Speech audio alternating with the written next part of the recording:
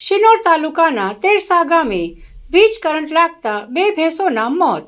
વડોદરા જિલ્લાના શિનોર તાલુકાના તેરસા ગામે પાણીની ટાંકી પાસેથી MGVCL દ્વારા નાખવામાં આવેલ ખેતી વિષયક વીજ લાઇન પસાર થાય છે.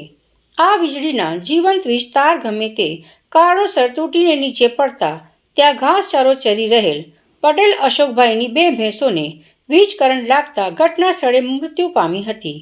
જે અંગેની જાણ થતાં જ શિનોર MGVCLના કર્મચારી તાત્કાલિક ઘટના સ્થળે પહોંચી તાત્કાલિક ધોરણે વીજ પુરવઠો બંધ કરવામાં આવ્યો હતો. તેરસા કુકસ વીજ લાઇન MGVCLની 2 જીવતા વાયર તૂટીને પડ્યા છે. અમારા ગામના એરા પાસે ભેંસો ત્યાં પાણી પીવા આવે છે અને આ ભેંસો ત્યાંથી આવીને વીજ વાયરમાં અથડાઈ અને 2 ભેંસોના મોત થયા છે. અને અમે MGVCLને તાત્કાલિક જાણ કરી છે તો MGVCL લાઇન બંધ કરી છે અને એ સ્થળ ઉપર આવવા નીકળ્યા છે.